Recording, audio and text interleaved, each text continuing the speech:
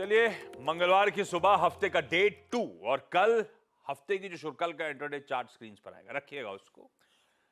कल हफ्ते की जो शुरुआत हुई थी पॉजिटिव नोट पे हुई। इनिशियल स्पाइक मिला, पर उसके बाद ऊपरी से ठंडे पड़े और उसके बाद लार्जली एक नैरो रेंज में भारतीय बाजार कंसोलिडेट होते हुए नजर आए। हाँ, जाते जाते थोड़े से ठंडे पड़े, पर यह सच है कि इस बीच हमने नए रिकॉर्ड्स, नए कीर्तिमान बनाए। पहली बार 23,400 के ऊपर निफ्टी जाता हुआ नजर आया। पहली बार उन लेवल्स को हमने सरपास करके दिखाया। खैर, ठंडे इसलिए भी पड़े होंगे क्योंकि मोमेंटम इंडिकेटर्स पे सब मान के चल रहे थे थोड़ा सा ओवरबॉट हो चुका है शॉर्ट टर्म में, और ऊपर से कल दिन के दौरान अगर हम सब इंतजार कर रहे थे वो पोर्टफोलियो एलोकेशंस का, तो वो खबर आई ही नहीं। तो उससे रिलेटेड भी फिर शायद वेट एंड वॉच का approach street participants, market participants के लिए बेहतर भी था। तो इसीलिए लार्जली फिर एंड में कह लीजिए एक कंसोलिडेशन का दिन था पिछले हफ्ते के जबरदस्त अपमूव्स के बाद। खैर, आज खुलते ही उसी पोर्टफोलियो लोकेशन जिसका कल दोपहर तक इंतजार हम लोग कर रहे थे, कल शाम को अनाउंस हो चुका है। उस पर भारतीय बाजार आज रिएक्ट करते हुए नजर आएंगे। सारी की हाइलाइट्स प्रोड्यूसर साहब ने एक नहीं, दो नहीं, 3 या 4 हेडलाइंस के थ्रू आपको समझाई दी ब्यूटीफुली।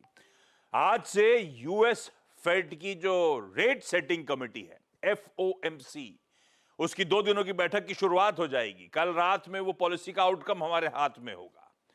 और साथ में आज क्योंकि मंगलवार का दिन है, फिर निफ्टी यानी कि निफ्टी फाइनेंशियल सर्विसेज इंडेक्स की वीकली एक्सपायरी की भी हम तैयारी कर रहे होंगे। खैर, इन सब के बीच में गिफ्ट निफ्टी कह रहा है फ्लैट, हल्के हरे निशान के साथ 30-40 पॉइंट इन ग्रीन। भारतीय बाजार शायद मंगलवार के दिन शुरुआत करते हुए नजर आए।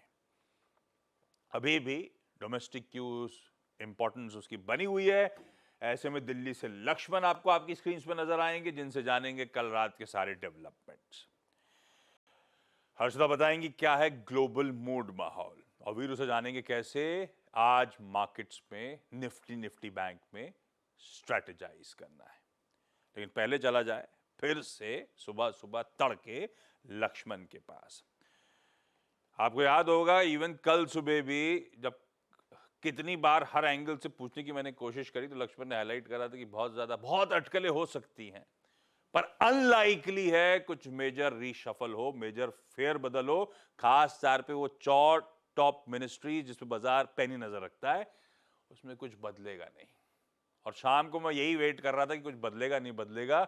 जैसा लक्ष्मण ने आपको कहा था वैसे ही हुआ है। ये रहा बिग 4, और वो पोर्टफोलियोज में कोई रीजिग नहीं, कोई रीशफल नहीं, जस के तस। लक्ष्मण बिल्कुल सटीक पड़े आप। लेकिन कल शाम को जो अनाउंसमेंट्स हुए उसकी की हाइलाइट्स आपके लिहाज से।